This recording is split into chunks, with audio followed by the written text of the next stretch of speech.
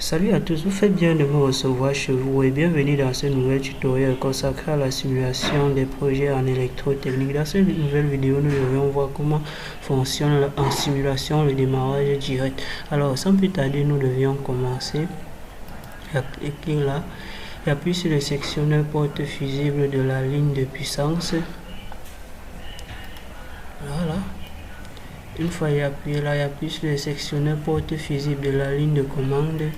Vous pouvez voir une lampe là s'aligner qui doit représenter le secteur pour dire que le courant arrive normalement. Vous pouvez appuyer sur le bouton pour soit start.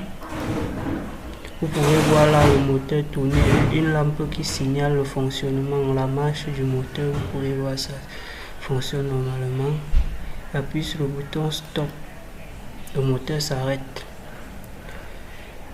Il peut relancer directement vers le plan d'implantation. Si appuie par exemple sur le bouton Start, vous pouvez voir là le moteur tourner, une lampe qui signale. Et on peut arrêter directement là.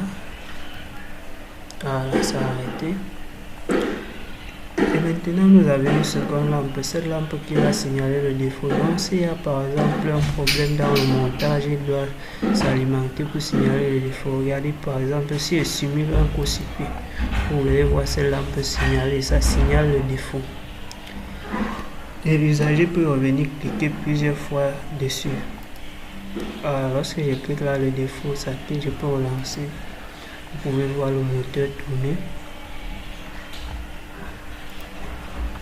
Si je viens là, vous allez voir comment j'ai bien pris le temps de miniaturer le schéma pour que vous puissiez bien comprendre. Ici, de ce côté, nous avions le schéma de puissance que j'ai écrit là. Et de ce côté, c'est le schéma de commande. Et de ce côté, c'est le plan d'implantation.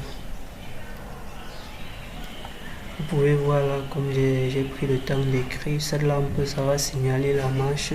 La seconde lampe doit signaler le défaut. Et cette lampe, ça signale le secteur. C'est la même lampe, c'est ça qui est représenté dans le plan d'implantation ici là.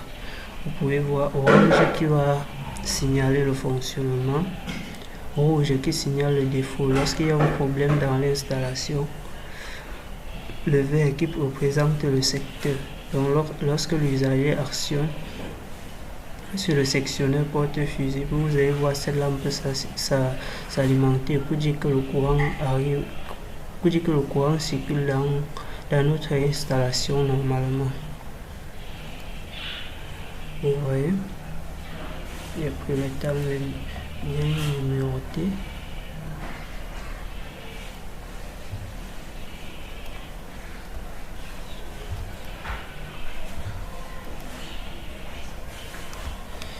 Bon, on peut relancer la simulation pour que vous voyez comment cela fonctionne.